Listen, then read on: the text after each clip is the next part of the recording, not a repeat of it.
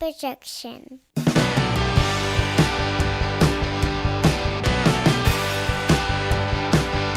It's Friday morning, and you know what that means. It's time for another episode of the Alabama Slam podcast. I'm your host, Corey Hanna. What's going on, guys? It's Patrick Akers. And we have a very exciting week worth of wrestling that we want to get into. Obviously, we're not going to wait before we get to this news, but Bray Wyatt returned last week. Bray Wyatt's back. He's back, baby. And he came back big time. We all knew it was coming. Obviously, they've been teasing the White Rabbit stuff, and it was very not so subtle. Well, it got not so subtle at the end. Yeah. Where you literally had people in rabbit costumes Right. walking around the arena. Well, that's where I was going. It was kind of subtle at first, and that the QR codes were in the background of things. But was it Friday night? It's just on the mic flag. When it was just on the damn mic flag. Which is crazy because I thought the whole point of the White Rabbit was like, oh, somebody is secretly putting all this stuff in the background, like we're, the people in WWE wouldn't know about it. Right. I mean, Triple H got to be kind of a dumbass to just take a microphone with a QR code and not know about it, Yeah. right? So, I guess we should have expected this at some point. The subtlety would be gone, and it would just kind of start. As we got closer to time, they would start just slapping you in the face with it. But I ain't complaining because, holy shit, what a return that was. Yeah. I mean, literal goosebumps. Yeah, big time. Kept thinking it might happen sometime during the show, and this, that, and the other, and then it got to be a few hours in. You're like, okay, well, they're gonna just wait till the end. And when they did it, boy, did they do it. So they lingered. They brought up the signature, bottom left corner. At that point, no Bray Wyatt, and you're like, oh, okay, well, it's about to happen, or else people are gonna be pissed. And then fucking goes black, and it all starts. Yeah. I mean, I was trying to think this weekend, and I think I did post on our Twitter. I do think that that's the greatest wrestling return ever, just in terms of sheer production value and sheer just like, holy shit, what is happening, like the creativity. Obviously, this wasn't a surprise, right, in the way that John Cena coming back at the Royal Rumble, I think it's 2008, was a surprise. That's probably another great wrestling return where, and at that time Cena was getting booed, and he comes back and the fucking, roof blows off the place because it was so surprising. Triple H coming back, obviously there's a couple other returns. The CM Punk, we can't forget that one from earlier this year. But this Bray thing was special. Yeah, it was great. I will say a disclaimer. I watched all of Extreme Rules, but I watched it with the volume down because I was watching the Alabama football game. So I was, I had the Extreme Rules on the iPad, watching, listening to the Bama game, going back and forth with my line of sight. Yeah. But obviously when I could see that it was going down with the Bray Wyatt thing, I turned the iPad up, turned the TV down, and that fucking singing, he's got the whole world in his hands, was so badass. So I told you, that should just be his entrance music. I mean, that has to be the move going forward. He should just have no entrance music, and the lights go out, and the fans just start singing it, and the fans just sing him down to the ring. If they're going to fucking sing Judas every week, they could sing He's Got the Whole World. And it's just eerie silence with the fans, with everybody with their fireflies out, and he just walks down to the ring. Because nobody's done that before. It's badass. It was awesome. Yeah. Awesome. And so now I guess the big question coming back from his return, we didn't get any answers Monday night. They just ran his they were like, Bray Wyatt return, and they just ran the thing again with like a little kind of cryptic message with the mask and all that stuff. They've already said that he'll appear Friday night, which would be, if you're listening to this on release day, it's tonight. Will be tonight, yeah. So the speculation is that this is going to be a stable, right? That's kind of been the thing. The Wyatt 6 is something he trademarked. They did the logo. They popped that up at the end of Extreme Rules. That's going to be exciting if it gets back to a stable, and who's going to be a part of it, right? Obviously, sounds like there's talks of his brother coming back to WWE. They did a weird thing at Extreme Rules with Liv Morgan. I don't she know. was like her got maniacal laugh. Maniacal laugh, yeah. So I don't know. I would love to see him get back to more of a cult leader type thing and less kind of spooky supernatural. But I'm just looking forward to whatever he does, because you want to talk about creative minds in wrestling. He might be unparalleled in wrestling history in terms of the creativity. Think about the stuff he's gotten over. It's been the cult leader stuff. Then it was The Fiend with the Firefly Funhouse and the children's, quasi-children's programming he did. I mean, this is just stuff that wrestling really hasn't seen before. It's never seen a return like this in terms of production value. We talk about it all the time. Both of these companies, both AEW and WWE, first of all, they're both awesome right now. So the stupid tribalism that's happening is just idiotic at this point. Like, just enjoy wrestling. Just enjoy it, and like you can critique it and criticize it and stuff like that. I'm not against that. That's what we do here on this podcast. Sure, yeah. But just like saying stuff like, "Oh my God, Bray Wyatt's back. This is the death knell for AEW." It's like, no, it's not. It's not. They're two different companies, I think, trying to do two different things. They're both operating at a high level right now. I think both of us would probably agree, WWE, that product is a little bit better in terms of the totality of it, right? The matches, the storytelling, that sort of thing. But this is a moment that WWE can only create in terms of this spectacle. This is what they do. They do these big returns. They flip rings over with tractors. You know what I mean? Like, it's this huge, high-budget stuff. And what I hope doesn't happen is that you have the people over at AEW see something like this and then try to copy it, because that is inevitably what every single other promotion has done, and that's where they failed. Because in terms of the spectacle, WWE is unmatched. You just can't do it. Yeah, I mean, they've been doing it for 50 years. Right. They've got it down.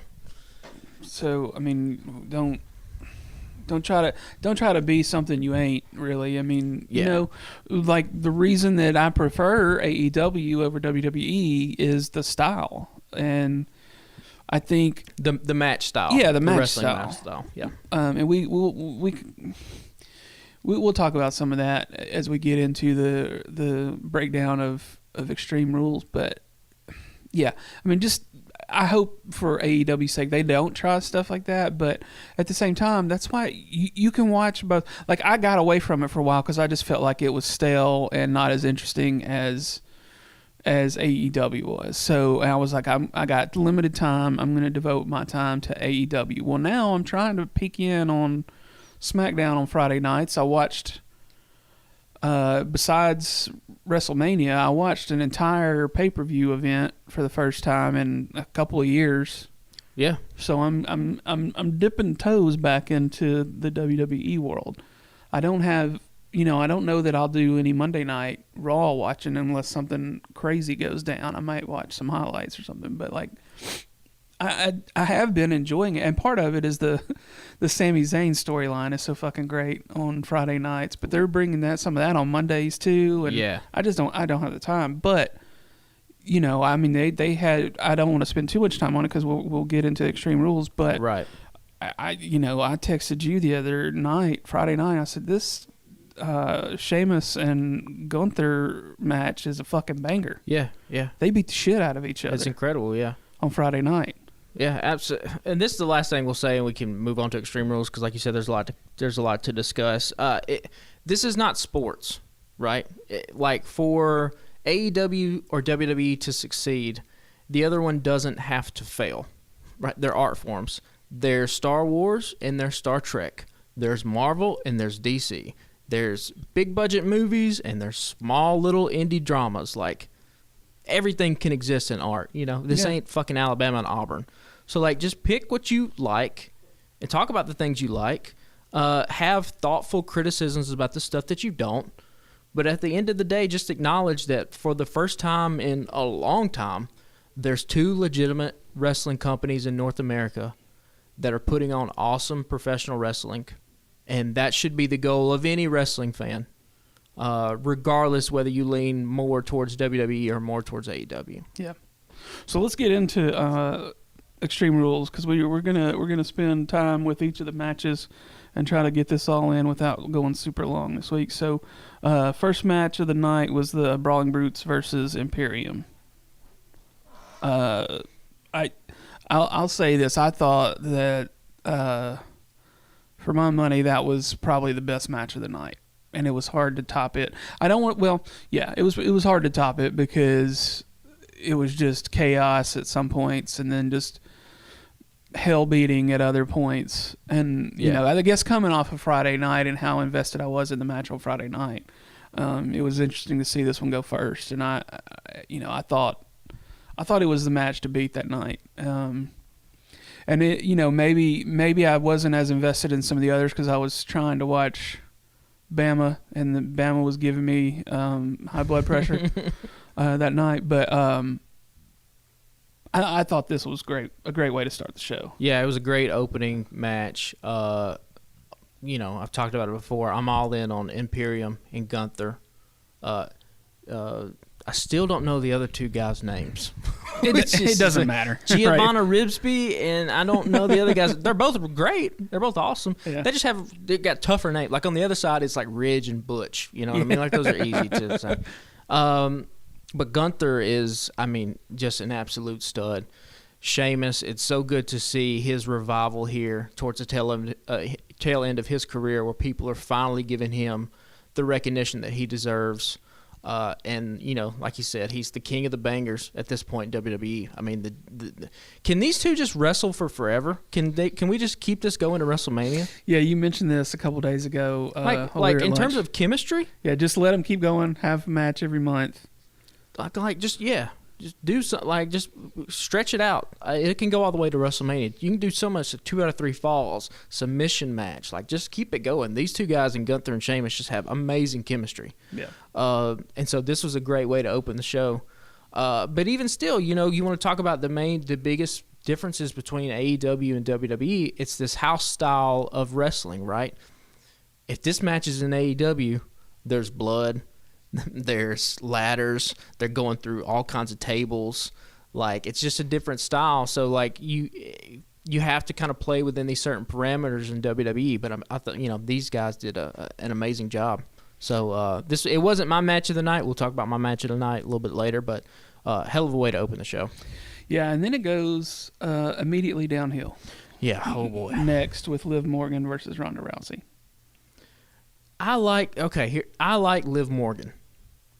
I think they did not book her properly, but I don't think it's necessarily an indictment of WWE itself. It's just this is the problem with booking babyface champions, particularly underdogs who cash in a chip or a briefcase to win the title as opposed to winning it just outright. So, it probably was time to come off the Liv Morgan bandwagon and get the title off her. I do not care for Ronda Rousey whatsoever. Yeah, there's nothing exciting about. She had to me. She has no personality, no charisma. This match at times, the spots were absolutely awful. Where they were completely off. And so, whatever, Ronda wins it. I guess they see her as a star. I don't know how many people are tuning in to watch Friday Night SmackDown because Ronda Rousey's on the show or not. I will say they did something. They made Liv way more interesting at the very end, right, with her getting choked out and smiling.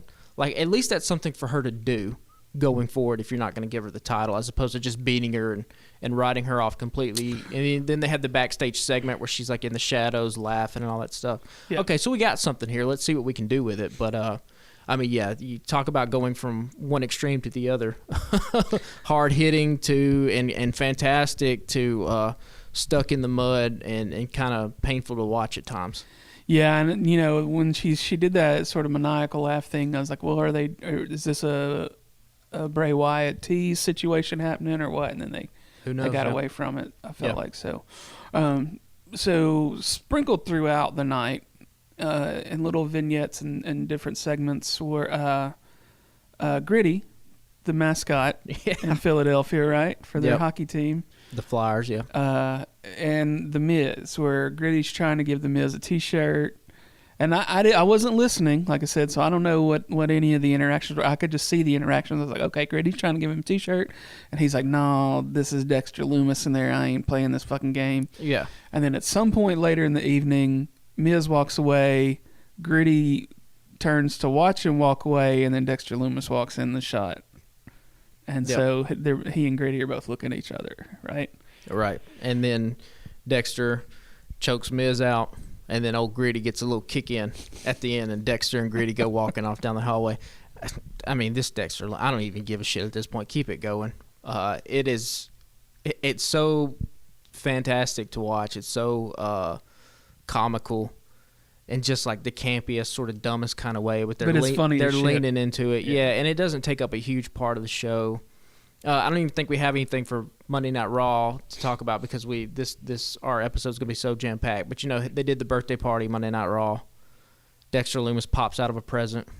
Oh yeah, I didn't watch that. He hits all the presents, all the cake with the bat, all that stuff. Dexter chokes him out.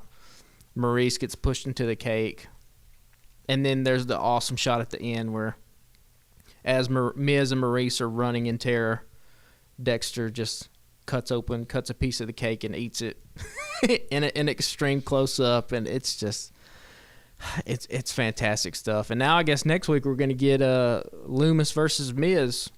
If Miz wins, Loomis is gone, but if Loomis wins, he's a WWE superstar. So this is it's kind of crazy. For as much as I really care about the in-ring bell-to-bell action, the two stories that have brought me back to WWE are Dexter Loomis and The Miz and Sami Zayn, both of which the most entertaining parts happen outside the ring. Yeah.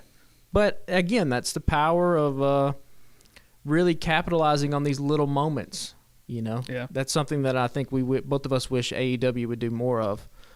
It can't all just be about the matches. Wrestling is a variety show. We should have a fucking shirt made of that because that's what it is. It's a variety show. It can have a lot of different elements to it. And so Dexter Loomis is fantastic. So we go back uphill a little bit for the next match. We got Drew McIntyre versus Karrion Kross in a strap match. I don't care how cool you think you are, but when Drew McIntyre, who doesn't do a lot for me as a character, as a wrestler, but when he's got that big ass fucking sword out there for those big events like that, there is something just badass about a dude with an enormous sword walking around. I don't feel that way. What? Look, it is. Is it a cool visual? Sure. But the problem is that sometimes he tries to swing that fucking sword at people. Oh, yeah, don't do that. Which would just be, that's an HR nightmare willing to happen, right? You can't have good guys trying to attempt murder at your workplace. You know what I mean? But it looks cool walking in the ring. It looks cool, yeah. But Drew's a star. He looks like a gazillion dollars. So, and Karrion Kross, big fan of this guy. Although if I'm going to be nitpicky, and this is super super nitpicky, I don't like it when wrestlers just come down to their entrance and they have just only their ring gear on, where it's not like any kind of entrance gear, like a jacket. Like, why is he not coming down to the ring in his leather jacket that he wears?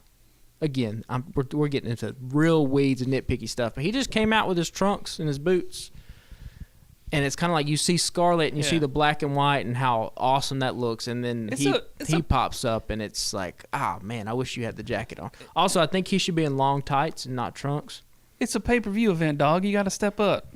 Well, he wear it like in his promos and his little graphic pictures and stuff. He's got the badass leather jacket on and the shirt. Like, at least give me the jacket. I think he should be in trunks and not, or in tights, long tights and not trunks. Regardless, this match was also good. Again, like we talked about, it's hampered by the fact it's happening in WWE, so they can't get too crazy.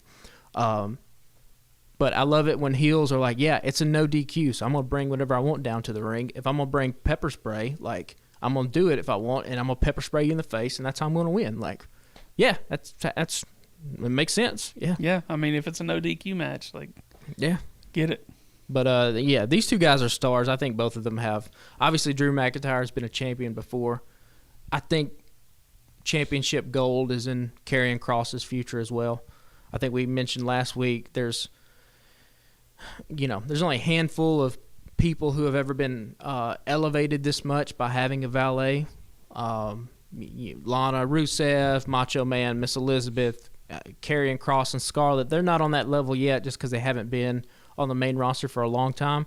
But I think they can get there. She has just an it factor about her that when she's on screen, you're drawn to her. And Karrion Kross is capable enough and looks enough of a badass to make it all believable that he can choke these people out and be elevated by her. So as long as they don't get too much into the spooky shit, if he just stays like this kind of bringer of doom and all that kind of stuff, it'll be great. So. Yeah. So the next match was real fun for me. I thought Bianca Belair, who kind of came in right at the end of when I was really watching WWE before, and was making a name for herself then. But her match with Bayley was great.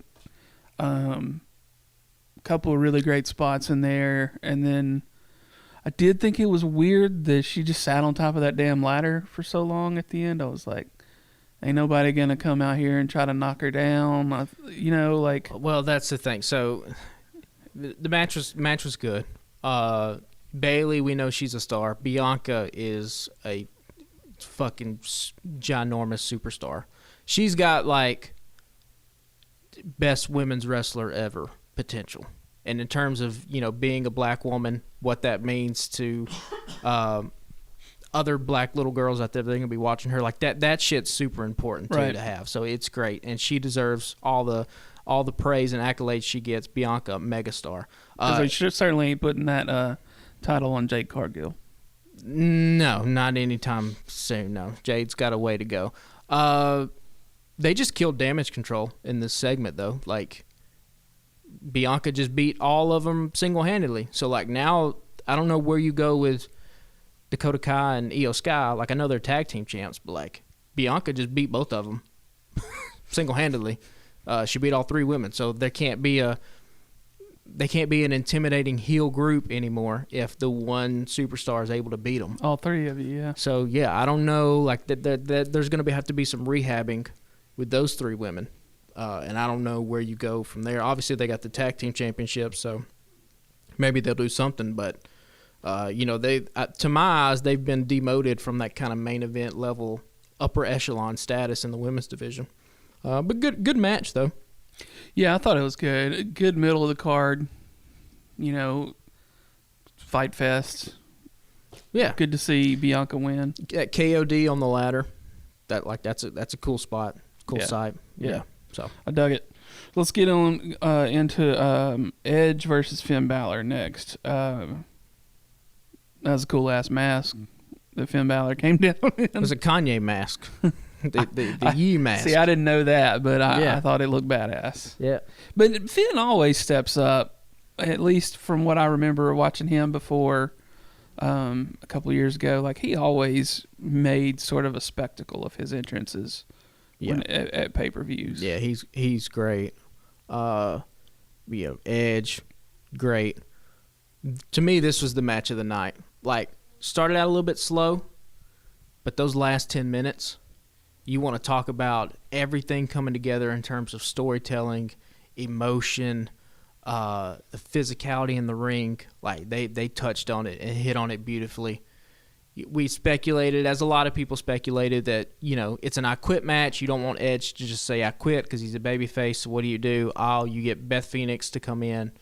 You have her try to make the save. She can't make the save, and then Judgment Day jumps on her. This was perfect. The Rhea Ripley, that concerto at the end. I mean, it looked badass. It now makes Judgment Day as this really imposing kind of force, where I think before they were just kind of whatever. They said they were running Monday Night Raw, but they really weren't. I mean, they were picking on Edge and Rey Mysterio. They really didn't have, pun intended, an edge to them. But now, holy shit, what they've done with Rey, what they did with Edge, what they did with Beth Phoenix. Now I'm invested. Now this is one hell of a story. And when Edge finally comes back with Beth Phoenix by his side, and they do, I'm guessing they're probably going to do some kind of intergender match. or mixed tag team match at some point down the line. Probably not anytime soon. I think you kind of write them off television for a little bit. But they'll get a hell of a pop when they come back, and that'll be a hell of an angle to run. So, yeah, I was fully invested all the way at the end of this match. This was great. Yeah, I haven't seen too much of Edge because when he was big back in the day, I wasn't watching back then. So, he had come back in the Rumble a few years ago, and then I think the last big pay-per-view I remember watching was probably the Mania during the pandemic when he and Orton had that match all over the damn center down there, the training center. Oh, I don't know. Probably. Yeah, well, you weren't watching it. I wasn't watching it. Yeah, I mean they went all over the fucking place. Yeah. And ended up fighting on top of an 18-wheeler parked in the back. It was crazy. Oh, wow, yeah. Yeah, it was. I mean, they were tearing shit up everywhere. It was crazy. And just the little moments in this match, too. Like, the microphone didn't catch it all the way, which I wish it kind of would have. One little critique, I wish Rhea would have taken the microphone and said it. But she looked down to Edge. Edge, obviously the guy who started this whole group, recruited her to be a part of Judgment Day. After he says, "I quit," she just smiles. And she looks at him and she says, "You taught us too well." And then, bam, concerto. Damn. And then they just walk off because you've done it. That's it. You don't need to linger on it. Boom, hit it. They walk off. Michael Cole during this match, everyone that gave Michael Cole shit over the years, saying he was a terrible wrestling announcer, all of you need to apologize immediately. This dude was clearly just hampered by the fact that Vince McMahon was yelling shit in his ear. Michael Cole during this match was absolutely on top of his game, A+. The emotion that he brought to this match, that's what a wrestling announcer is supposed to do. It's supposed to put you in there. There was a fantastic shot where Dom is beating down Ray, and you can just see Michael Cole in the background. And he's just standing up, just pointing, yelling. He was saying, he gave you never wanted for anything, you son of a bitch. All this kind of stuff like that. So, I mean, he was hampered by the fact that JR was the GOAT. And when Michael Cole came in, people thought they were trying to replace JR, and he's just put in a no-win situation. So much like Sheamus and The Miz and a lot of these guys who have been there for a long time, finally kind of getting their due, it's really nice to see because, clearly he has had the talent all along. It was never him that was the problem. Yeah, it's hard to do your job when you got a maniac yelling in your ear. Yeah. So Matt Riddle versus Seth Rollins. The setup was real cool. This is something we discussed earlier in the week, that the setup for the ring was great, but they didn't really have any clear view of anything. Why did they not cut a hole in the fight pit for the cameras to go through? Yeah. My only little, because they had the top-down angle, and then they had the one angle when the guys got up on the raised platform that they could see clearly. But when they were in the pit, you just couldn't see anything.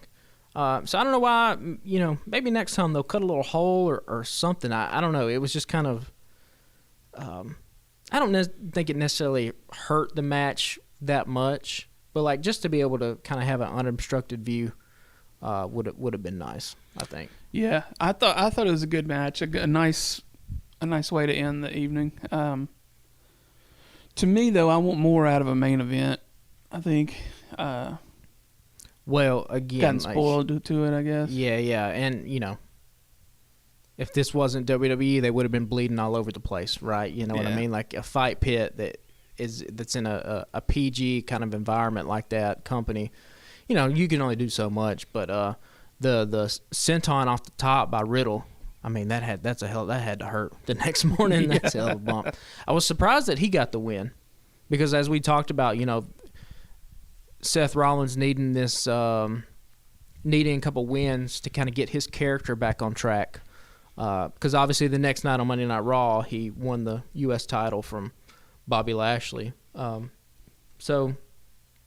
But he gave a genius answer backstage where he was like, "Oh, I tapped out because I knew I had this match coming up the next night, and I didn't want to be, injured or anything. I want to try to win the title." So I was like, "Oh, at least there's some kind of justification there." But yeah, this was a good match. And I mean, it wasn't the main event, right? The main event was Bray Wyatt's return. Yeah, I mean, yeah.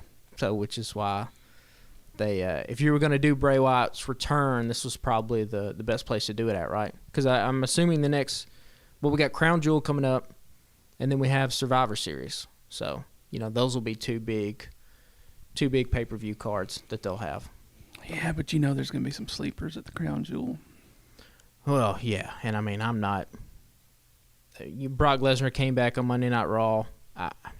Okay, he just doesn't. I'm just kind of him and Bobby Lashley. Like because I've seen that type of match before. They're not going to have any different match than what Brock and Roman had, right? They're basically just going to spam big moves, and that's kind of going to be it. There's going to be no real wrestling involved whatsoever. It's a spectacle, but it's a spectacle in a different kind of way than what like the Bray Wyatt return is a spectacle, where it's filled with creativity and these interesting things. Bobby Lashley's going to hit a spear. Brock's going to hit some suplexes, going to hit the F5. They're just going to do that for like 8 minutes, and that'll be it. I've seen it before. So. Yeah. So, yeah, I mean, I thought it was a pretty good overall event. Let's wrap it up and get into AEW for the week. But I thought it was a pretty good event. Nothing super spectacular, nothing super memorable for me other than the Bray Wyatt thing. But, I mean, top to bottom, it was a pretty good show. It's solid. Yeah. Real solid. I mean, the Bray Wyatt thing is the reason, it was basically just a whole teaser to get to that moment. Because obviously the big thing going on in WWE right now is Sami Zayn and the Bloodline, which just continues to be fantastic. But had it not been for Extreme Rules, we would have spent more on Sami Zayn telling Jay that he's not being real Usi right now, which is just, I mean, he is on another level. Him being put in charge of the Usos and then running into the New Day backstage. Great stuff. Friday night was fucking absolutely excellent. Great stuff. Yeah. He's not being very Usi. Not being very Usi. So that's great. Yeah.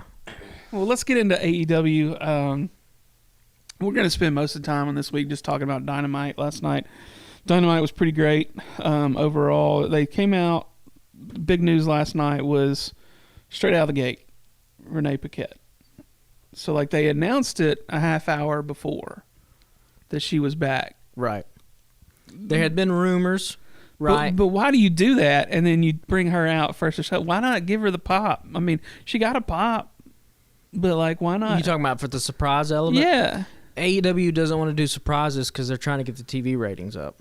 So they're not in a place where WWE can hold on to these surprises.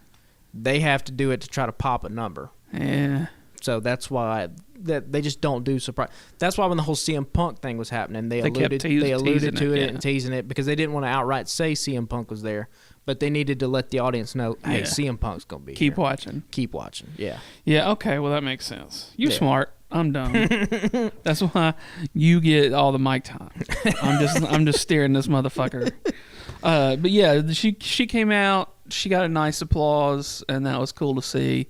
And they put her to work. She was backstage in a segment or two last night. So, first off, she's great. She's fantastic. It makes sense that now Moxley is going to be on stable footing with the company for another 5 years.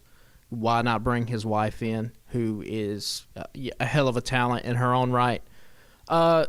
She needs to be the sole interviewer now. Yeah. We don't need to see Shivani and Marvez. It needs to just be her. I don't know why.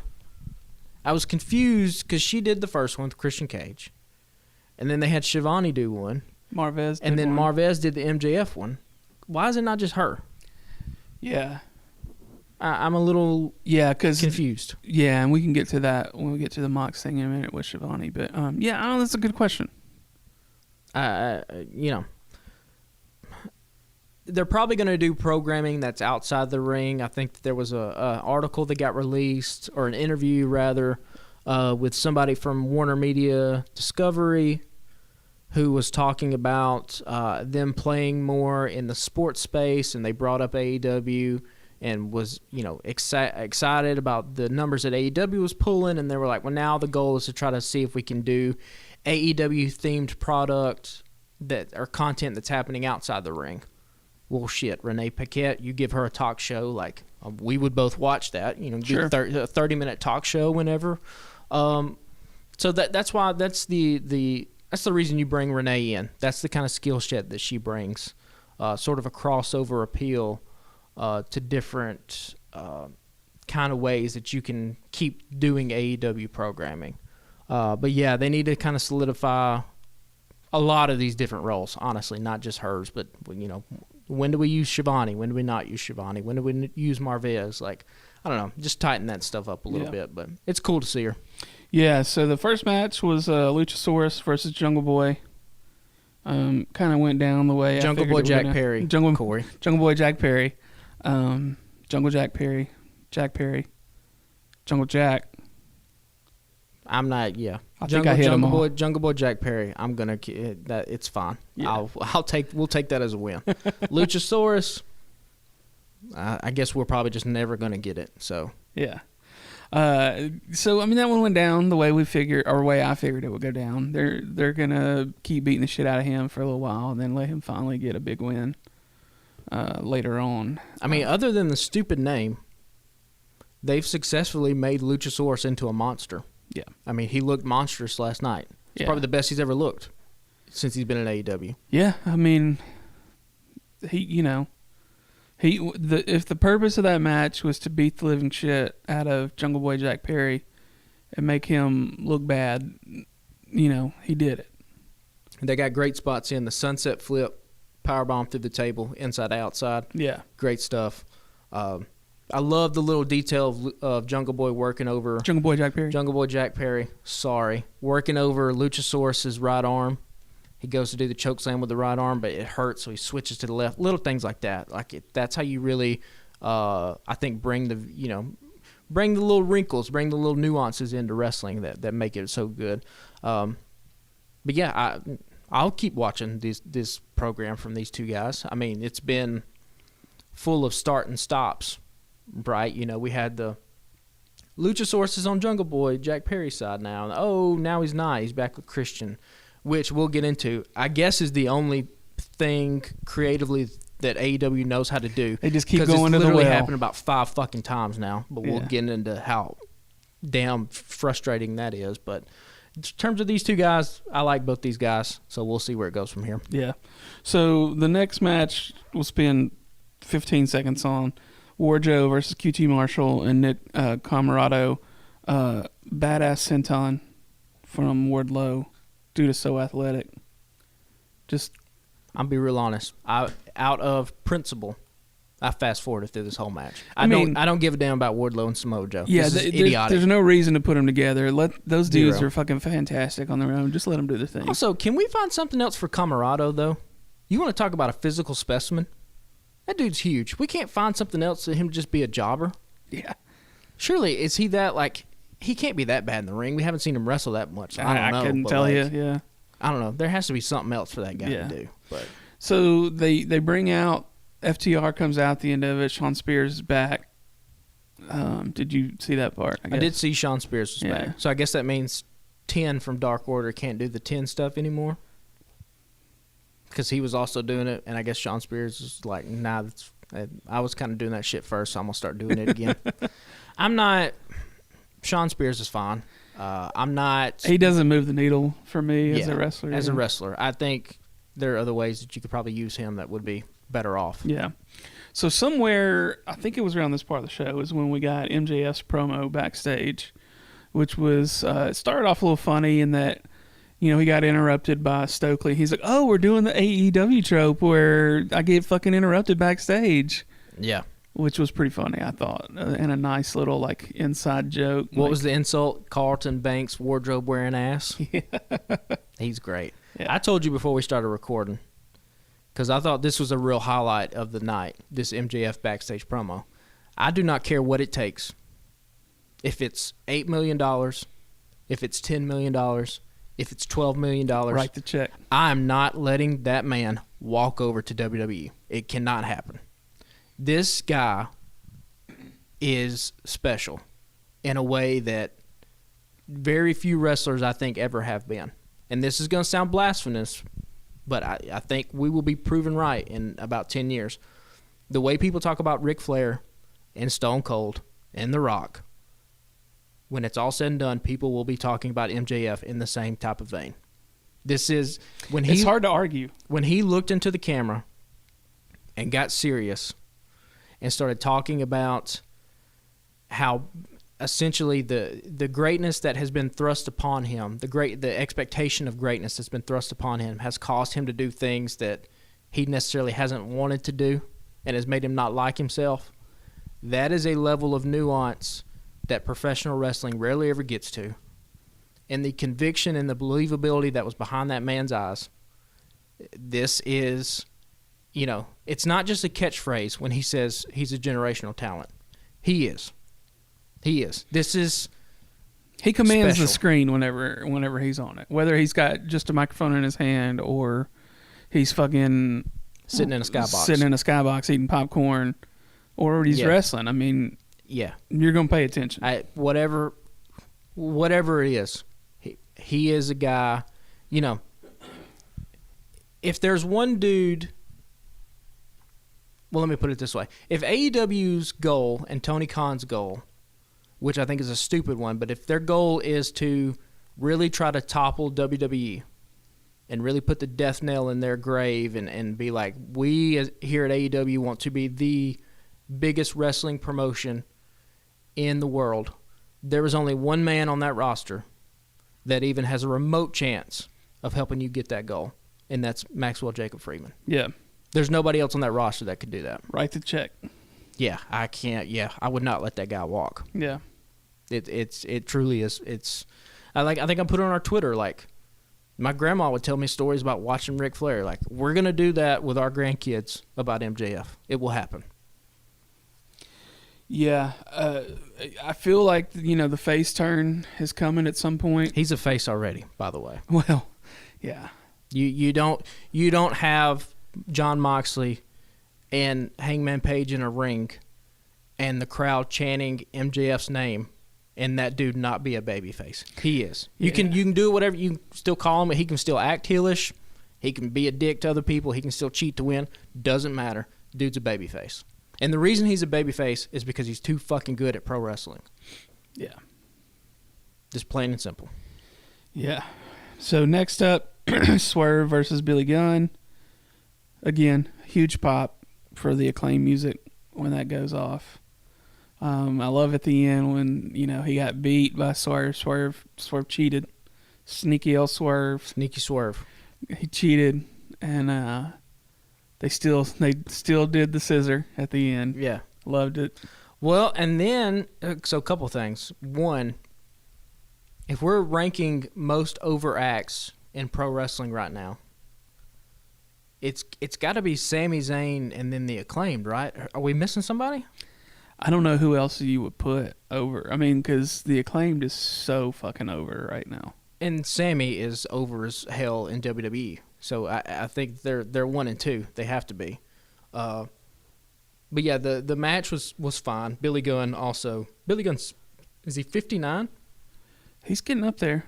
He's either 59 or 60, and he looks that way. I mean, which is funny because DX had a reunion on Monday Night Raw that didn't include Billy Gunn. And you look at the way, Road Dogg and X-Pac and those guys look, even Shawn Michaels. I mean, Triple H is still in pretty good shape, but they ain't fucking Billy Gunn. They ain't Billy Gunn. that dude is dwarfing people that's half his age in AEW now. So he's just fantastic. Been getting fifth graders in trouble for forever. Forever. Also, one of the things that we talked about that I love so much about SmackDown, the little bitty moments with the mid-card acts, right? The Maximum Male models with the poses, that kind of stuff. What does AEW do? Smart Mark Sterling as this trademark vulture is a fantastic gimmick. Yeah. And it gives the Acclaim something to do.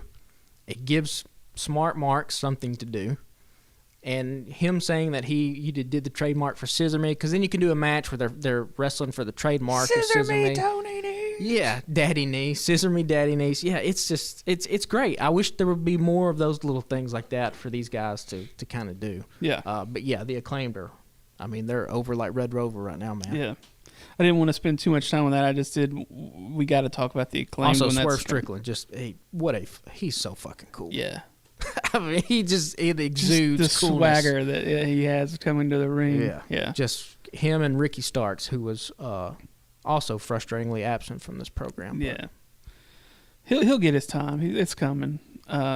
So next up, Moxley and Hangman promos. Hangman beat the shit out of himself in the forehead. Did you see how fucking red it was? Yeah. He's probably got a black eye today, or damn near close. He had a little bit of a shiner right above his eyebrow. This was fantastic too. The two promos. Yeah, I thought this was the best promo that Paige has ever given. If I had one complaint about Paige over the last few years, is that he's never been that great with the microphone. You know, the thing I love about Paige is like he's always going to put on a good match, and he's going to step up in all the big time moments. When the light is shining on Paige, he's going to step up and put on an even bigger show.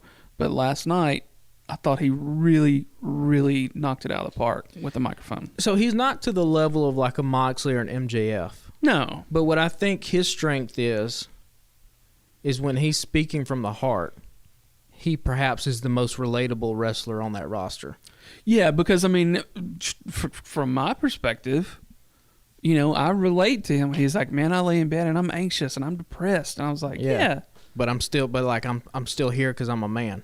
Yeah. And I was ready to run through a fucking brick wall last night, man. And it's so simple, right? It's such simple storytelling. John Moxley calls him a kid, walks out on him. The next week, Hangman responds, I'm not a kid, lays it out. It's simple stuff. I'm a man. I'm a man. I'm 40. I did kind of think of that just a little bit, the Mike Gundy Oklahoma State thing. Come after me. But yeah, it's simple storytelling. You don't have to complicate these things. When you have these guys who are so talented, and they have such a connection to the crowd already, you can really just do these simple, easy kind of storytelling things. Where it's just like, hey, he called you a kid.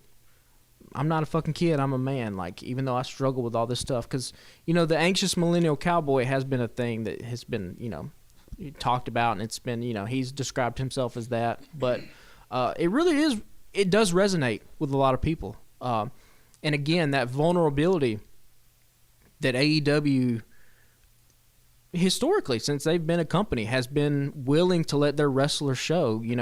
MJF fucking cried in the middle of a ring. That type of vulnerability from these men is not something that we've seen in wrestling's past, right? It's been a very macho, very testosterone-driven, fueled kind of art form, and so it's really interesting to see these sorts of things that we haven't done in wrestling before, kind of come up to the forefront and really be the driving emotion behind a lot of these stories. So it's cool to see. Yeah, I loved it. I mean, just top to bottom, badass. I'm anxious to see what happens Tuesday night. They're going to do a Tuesday night Dynamite. Obviously they'll do whatever they want, right? But fantasy booking, if you're giving me the pencil, I think Hangman has to beat Moxley, and MJF immediately cashes in, because like we've talked about, I think you want to save Moxley and MJF for some other point down the line. But you can do a thing with MJF and Hangman, because Hangman can take another loss, right? Because it would only help his character at that point. I mean, essentially, are you kind of retreading what you've already done with Hangman? A little bit, yeah, to a certain extent, but I think you can get away with it at this point, because MJF has to be the next long champion. Yeah. Whoever ends up winning Tuesday night should not walk out of Cincinnati with that belt, I don't think. Yeah. The time is now. Again, a chief complaint that we've had against AEW is they move too quickly on some things and not quickly enough on others. That belt needs to go on MJF Tuesday night at the end of the show. However it happens, if you have the firm come out and beat these guys down, whatever, if Moxley's going to go on vacation, let him go. MJF's got to be the champion. Yeah, my only one hold up on that is, like, are they going to beat Moxley in his hometown? But they let him win in his hometown. True. They gave him the thing with Punk that now in hindsight was the squash match where you were just like, oh, well, this was And why the fuck did they do that, right? Like, it didn't at the time. It was like, okay, well, this is a cool little wrinkle to the story, but now in hindsight, knowing what we know is pretty damn stupid. So I feel like we'll get a pay-per-view quality event on Tuesday night. Oh, these two guys are gonna go. Yeah. I mean, they're not gonna steal the show because they are gonna be the show. You know, they'll be the main event Tuesday night. But yeah, I think, you know, fucking Hangman doesn't miss. Jon Moxley doesn't miss. Yeah. When the bright lights are on, these dudes always deliver. It's just, there's a lot of balls up in the air. Because, you know, obviously MJF, he could feud with the Firm. The Firm could come out and turn their back on MJF, right? Fucking Morrissey could come out. The 2 weeks in a row, he's already let it be known that he's kind of pissed off at him. Yeah, and I mean, he emasculated Stokely Hathaway backstage, so who knows what happens there. But it's nice to see AEW put all their biggest stars in one segment. And it felt like a big moment, right? Moxley, Hangman in the ring face-to-face. MJF hovering over both of them with this chip. And then the fucking crowd chants. Yeah. When Hangman says, I'm going to be the next world champion, they all turn and chant MJF. So well, that's why I wanted to just real brief, because we need to keep moving. But one of your things for the however long we've been doing this now, 20-something episodes, is why put Tony Schiavone in the ring if you're just going to take the microphone away from him? Right, it's dumb. So they did that last night, and Moxley did it. I feel like Hangman's been pretty good about letting Tony keep the mic, but Tony was just standing back in the corner. Yeah, I don't know what the aversion is to just having these fucking guys come down and take the microphone from Justin Roberts before they get in the ring. Yeah, why bring Schiavone into it? Like, you don't need to announce to the live audience that, like, Jon Moxley's about to come out to cut a promo, which is essentially all Tony does. I think Schiavone should end up being the GM that you keep hoping they'll bring into the... Yes. Put him the on-screen GM. Exactly. That's the perfect role for him. Yeah. So, okay, let's move on. Let's get into the Ring of Honor Championship, Jericho versus Danielson. Banger. We say it every week. Banger. Fucking Bryan Danielson is the Beethoven of professional wrestling. This is just, he's the in-ring GOAT. I don't know what else to say at this point. Like, we keep repeating ourselves, but like, it's true. Like, in terms of inside the squared circle, bell to bell, there's never been anybody as good as Bryan Danielson. Yeah. And every week we get to watch it, and it's a real treat. You know, the match was great. My issue with the match is that fucking Daniel Garcia, I guess, turned back. At this point, everybody's just fucking the Big Show, I guess. The Big Show would turn babyface and heel every other week. And again, like what we were alluding to at the beginning of the podcast.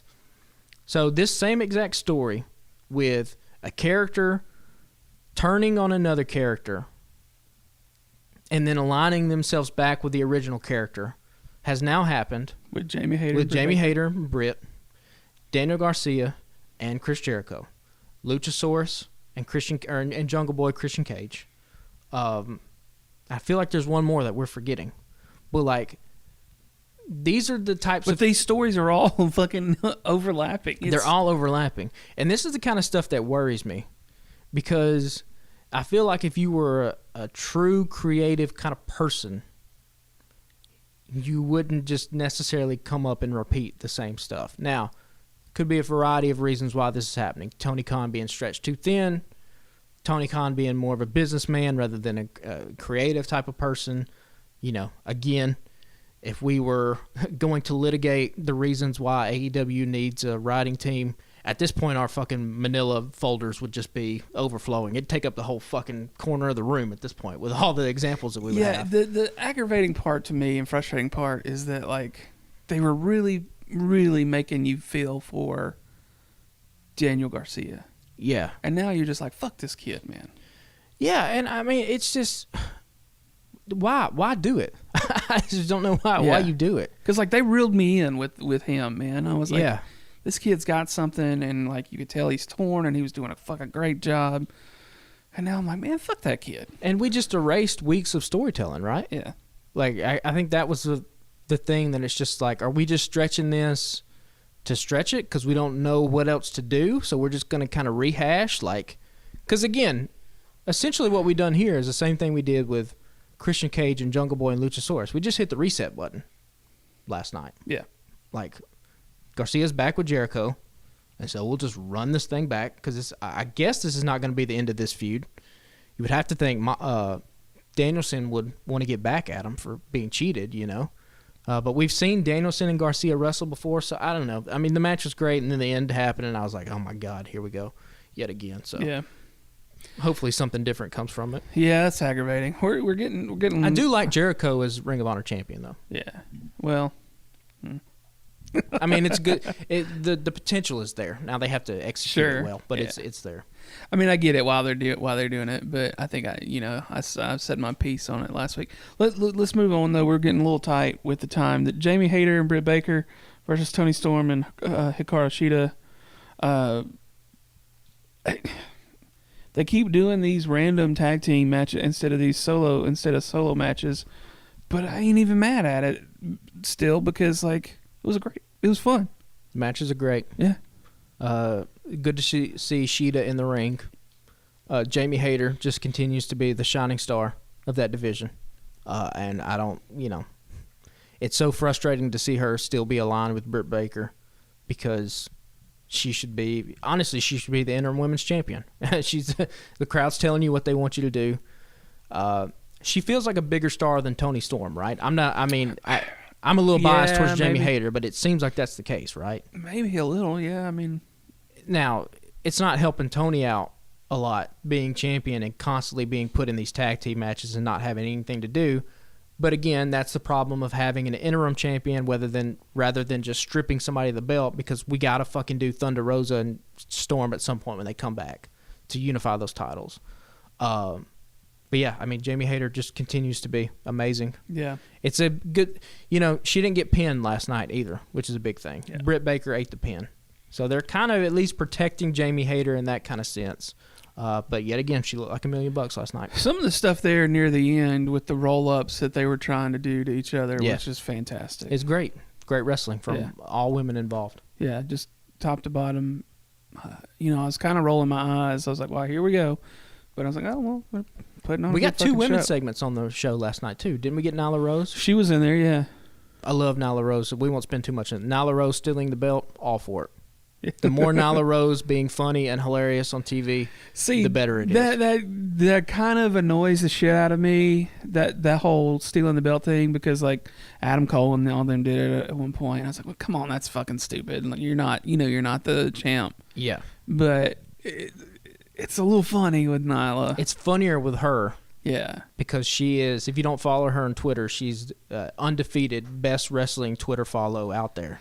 I think that's what's saving the storyline is that it's funny as shit. Yeah, because she tweeted out the other day, was like, how you do it. Yeah. Well, then Cargill was like, I put this company over and this is how y'all gonna do me. Yeah.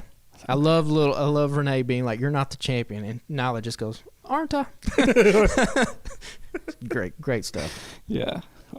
So the match, the main event for the evening, Pac versus Orange Cassidy. I love it. Absolutely love it. They tried to set up Pac grabbing the hammer. Referee was like, I'm on to you. I saw what happened last week. I was like, okay, that's cool. Yeah. Right? And then a few minutes later, Pac's over there trying to get it again, right? I was like, all right, here we go. He's going to fucking hit Cassidy on the head. It's going to be over, and here we go again. But, Orange Cassidy ends up getting in like 3 straight orange punches.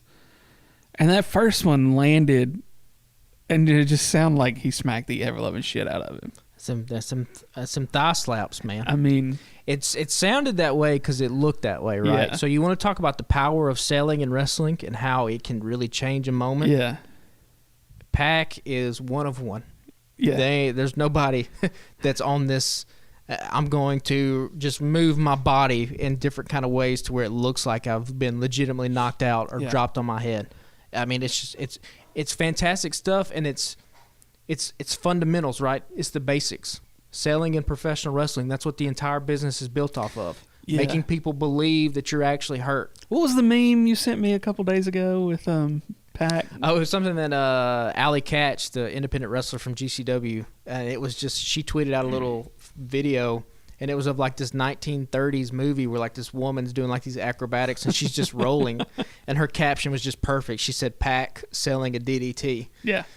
With just the way he rolls. He almost fucking did it last night on the floor. It about damn near looked exactly like that gif. When he got one of those flying DDTs in on him, spinning DDT, he sold the fuck out of it.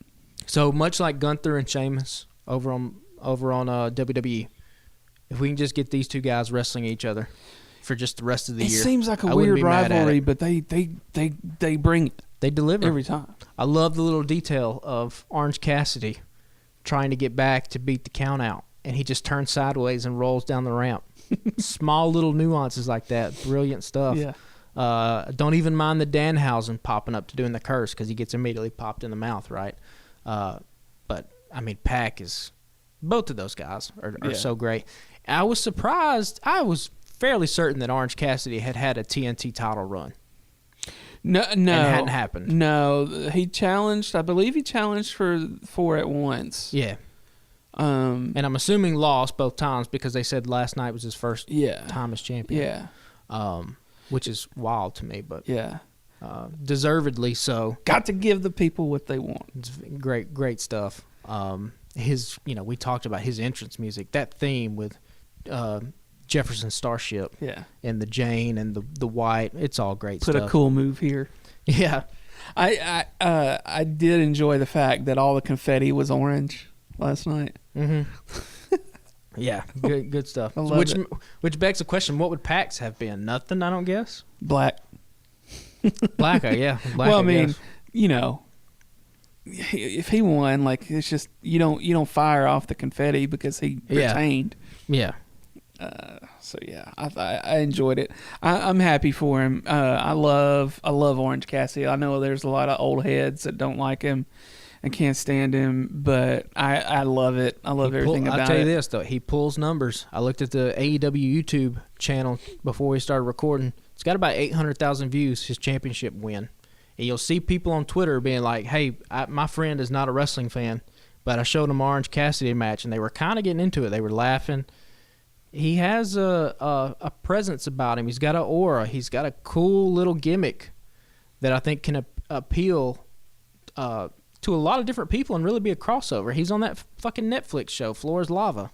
And you even saw on that show, if you watch it, like, the people at first are kind of confused by him because they're like, who's this dude? But by the end of it, they're all laughing hysterical because he is the perfect blend of comedy and being able to be a serious wrestler when he needs to be. Yeah.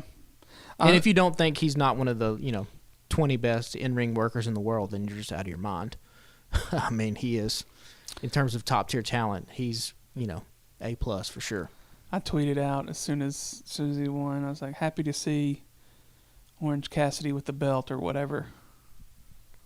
Yeah. Love it. Great stuff. Yeah. Good way to end the night, I thought. It was a solid episode. I mean, other than the hiccups of, us repeating stories over and over. Yeah, I mean, it's a good night. It's way better than last week's. You can shit on the sentiment behind it, but Tony Khan, he should have kept that shit to himself. But the whole I'm trying to win Booker of the Year thing, he stepped it up. The last, other than what there was one not so great episode a week or two ago, it's been a lot of bangers back to back to back to back for Dynamite. Now Rampage, on the other hand, Rampage is not good. Well, but Dynamite's been bringing it. Let's wrap up with the listener question of the week. I say that, and I pulled up the wrong fucking tweet. Hang on one second. You want me to give mine real quick? Yeah. So, I tweeted this out. I'm surprised that we've never done this question before since we're 20-something episodes in. But, we just tweeted out favorite match. So, I think I got 4 here. These were just kind of quick off the top of my head, ones that I could think about. And there's 2 Shawn Michaels matches in here. So, even though if I had to give my favorite wrestlers, I don't know if Shawn Michaels would make my top 10, but yet there's 2 Shawn Michaels matches I really like. Well, that's interesting. A guy that would make my top 10 favorite wrestlers of all time, Kurt Angle. So Kurt Angle and Shawn Michaels from WrestleMania 21. Just brilliant stuff. Probably, I would say, Kurt Angle's best match. I don't think it's Shawn Michaels' best match because I think Michaels' best match is against Undertaker at WrestleMania 25. The build-up to that could have been a little bit better, but they delivered on that match. At that point in WrestleMania 25, Undertaker's streak was still alive, undefeated at WrestleMania. Fans had a real inkling that, like, fucking Shawn Michaels could beat Undertaker here, and they tore the house down. Two legends right there at the tail end of their career just putting on a banger. Sasha and Bayley take over Brooklyn. You want to kind of pinpoint a moment when the women's revolution really kind of takes hold. It's probably that match where those two women go damn balls to the wall, tear the house down. And obviously both of those women have gone on to become humongous stars. One of my favorite matches, this might be my favorite match of all time. I would really have to sit down and think about this because, like I said, I did this right before we started rolling on the podcast. Samoa Joe versus Kenta Kobayashi from Ring of Honor. I think it might have been 2004, 2005. One of the stiffest, most brutal matches I've ever seen. These two guys beat the shit out, ever-living shit out of each other. When Ring of Honor gets a TV deal or when AEW goes on some kind of streaming service and they put together the best Ring of Honor matches of all time playlist. You notice they used a lot of fucking Bryan Danielson clips last night from Ring of Honor. You're going to the wealth of just fucking American independent wrestling to trace the kind of evolution of it from the territory days up through Ring of Honor to what it is now is just going to be a spectacular thing to kind of witness and be able to watch unfold again on a streaming service. Kenta Kobayashi, Japanese wrestling legend. Little backstory. He did not think that American crowd would know who he was. And Samoa Joe was telling him backstage, like, nah, trust me, this crowd's going to fucking know who you are. Like, you're going to be a babyface. Because Kobayashi was used to seeing American wrestling, WWE. He was like, oh, I'm going to be like Mr. Fuji, kind of a clown. They're like, no, they're going to fucking love you. And, yeah, they announced Kobayashi's name, and they throw the streamers everywhere. Just a brutal match. I think you can actually find it on YouTube if you've never seen it. So, Samoa Joe, Kenta Kobayashi, yeah, that at least off the top of my head right now thinking about this, that's a match that comes to mind. So gotcha. Well, I'll read the answers, and then I'll give a couple of three matches that stick out as favorites for me. First reply on Twitter from Chase Gilmer. He says, it's the one that really rekindled my love of pro wrestling a few years back, but Pete Dunne versus Tyler Bate for the NXT UK title at TakeOver Chicago. Also a great match. Also in that same vein, NXT UK, I guess he was Walter at the time. Walter and Dragovich? I don't know. Fucking whoever. Dude's in NXT now. That match, just spectacular. Talk about kind of in the same vein of Kobayashi and Samoa Joe. Real physical, real stiff. That one jumps out to mind, too. Roger. Moving on. Blue Gillen says, one of many for me, Daniel Bryan versus Randy Orton versus Batista, WrestleMania 30. Maybe Bryan's earlier match against Triple H was, quote, better, unquote, but Bryan winning that main event was so cathartic and wonderful. And he's got a picture included. I mean, you want to talk about the emotion of a guy winning a championship. Is that Daniel Bryan Danielson's best match? No, it's not. He had better Ring of Honor matches. He's had better AEW matches. But that's the biggest moment of his career. Yeah. Because it's not supposed to it wasn't supposed to happen, right? A guy like Daniel Bryan was never supposed to be WWE champion. Yeah, well, that's what he goes on to say in a follow-up tweet. He says, given the story leading up to it about how hard Bryan had to fight to be considered worthy of a main event spot at WrestleMania, the ending wasn't obvious. The story made you believe they'd do anything to screw him out of a win, so the suspense was there. By the way, and it's not a story that they would make you believe they tried to screw him out. They did. Whatever kind of WWE is very good at propaganda and rewriting history. They did not want Daniel Bryan to be in the position he was at. They just didn't. No, regardless of what they tell you now, because he's a fucking star. They didn't want that to happen back then. And so they tried and they tried and tried. And then finally, the audience, it just became too much where the audience was taking it over. Then they started running in the direction of, okay, now we got something here we want to kind of use. But no, I think that was the era where Roman was supposed to be the top guy. That's who they wanted, right? And now, obviously, they finally got it right with Roman Reigns, and they've nailed down his character to what it should have been all along. But no, Daniel Bryan was never supposed to be in that situation. Now, it draws an interesting parallel to what's happening right now with Sami Zayn, right? Because Sami Zayn's starting to get those Daniel Bryan cheers from the audience. And that's why I think, like, coming up, it'd be a 10-year anniversary of Daniel Bryan winning the World Championship. What better way to keep this thing going than to have Sami Zayn topple Roman Reigns at WrestleMania? I'm not going to be convinced that should not be the main event of WrestleMania. It should be Sami Zayn versus Roman Reigns. Book that shit. I mean, it just should be. Well, let's. I want to real quick. I'll touch on. I'm going to name 3 because I have a hard time narrowing it down to one, and I want to name these. 2 of them are from an emotional standpoint, and one of them is just from a banger standpoint. So, 2 big ones for me was when I got into wrestling a few years ago. I was really intrigued by Becky Lynch's. She was getting into her run, right? And I was like, okay, well, why does she keep calling herself the man? I was like, I knew it was a Ric Flair throwback, whatever, blah, blah, blah. Yeah. But I was intrigued by that. And then so her getting the belt or the belts, becoming Becky 2 belts when it was the match, it didn't have a great finish. They kind of botched it. But the emotional aspect of that storyline with her and Charlotte Flair and Ronda Rousey in that match, then Rousey was written off for a while, for a couple years. This is the first time women had main evented WrestleMania, right? Yeah. Is that match? I think so. I think it was the one. That was badass. I was real invested in that one. And then Kofi's run.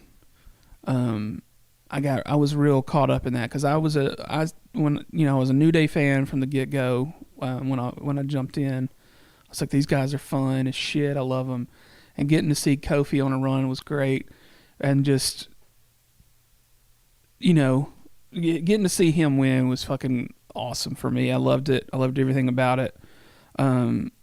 You could tell, like, it seemed like they were trying to keep it from him. Vince would be like, okay, well, you got to fight 4 matches this one hour. He had all these stupid stipulations. And he was like, because I guess it was Mustafa Ali was supposed to get that run, but he got injured. Right. And then they've been fucking him over ever since. He never quite got the momentum back that he had. So that one was real great to watch, and I remember just being like super pumped up and excited. And then the third for me was just from a banger point was Will Ospreay and Orange Cassidy. Fucking amazing match. Like, that's up. Yeah, I mean that was a great match. One of the better matches from this year. Also forgot Omega and Okada from Wrestle Kingdom. I think that was the first 6-star. That started the whole 6-star match rating thing. I mean, that match is just, that's balls to the walls. Yeah, I've never seen Fantastic. Maybe you can find that on YouTube. I think Omega and Okada had 4 matches in total. A lot of people like their Dominion match from 2018. I think a little bit better, but yeah, Omega Okada, that's another one. Yeah.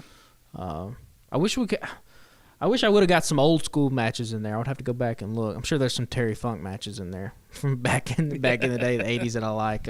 Probably my favorite wrestler is Ric Flair. Probably his best match is 89 Chi-Town Rumble with Steamboat. Those 2 guys had amazing chemistry. Kind of the problem with Ric Flair, though, if you've seen one Ric Flair match, you kind of seen them all. That's kind of the knock against him. Right. I don't put as much emphasis on that as what some others do. I mean, but if it ain't broke, don't fix it. Don't fix it. And you want to talk about on-screen magnetism a la an MJF. Yeah. Ric Flair had that shit in spades, man. Yeah. So there's no denying that shit. Yeah. So yeah, let's wrap it up. Y'all be sure to rate and review us on Apple Podcasts. We got a handful of 5-star ratings on there. It'd be great if y'all could keep pounding those stars and leave a review as well if you haven't done that already. Yeah. That'd be awesome. Follow us on Twitter, Instagram at Alabama Slam Pod. We're trying to step our Twitter game up. Yeah. Trying. And by we, that's Patrick. Because I spend very little time on Twitter these days, but I'm trying. I wish I could live tweet the shows, but when you have a 2.5-year-old and a 4-month-old and the television is on Bubble Guppies and Bluey and Paw Patrol from the time I get home from work till about 9 o'clock, it's a little bit tough. Yeah. So, ain't nobody mad at it, man. Yeah. You raising kids. We got some guests coming up, too. Yeah, in the yeah. future. Don't want to say too much there in case some shit falls through. But We'll have some we're guests starting to coming book through. a couple of guests. Getting excited about that. A wide range of guests too. I think from wrestling, from Yeah. people who write about wrestling to people that talk about wrestling. So it should be fun. And maybe if all goes according to plan, somebody who's never watched wrestling we're going to have as a guest next week. Yep, that could be fun too. Unless something changes. So, follow us on the social networks and all that bullshit, and tell your friends about us if you haven't already. We'd appreciate that. Just keep trying to grow this thing, man, and see where it can take us. And since we're a little short on time, I won't go through everything connected to the Alabama Take, but we're just a little part of a network of folks we're trying to grow together. Various other podcasters. Just go to thealabamatake.com. There's other podcasts about books and pop culture and Star Wars and all kinds of other stuff. And writing. Essays from quite a few people who write about pop culture and books and et cetera, et cetera. So follow the Alabama Take on social medias as well and keep up with everything that we're trying to do, and we'd appreciate it. And we'll hopefully have a pretty interesting episode for you next week if everything shakes out the way we're planning. Let's hope so. Tuesday night, Dynamite, we're going to record from the road. Patrick and I will be working out of town. And we can't promise you that we won't be under the influence of a little bit of bourbon. We might have to actually, this one next week may or may not come out on Friday. We might have to take a second to make sure we ain't say nothing too crazy, because we might be a little liquored up when we go to record next week. We'll see. But thanks for listening, y'all. We really appreciate it. We'll holler at y'all next week. Later, guys.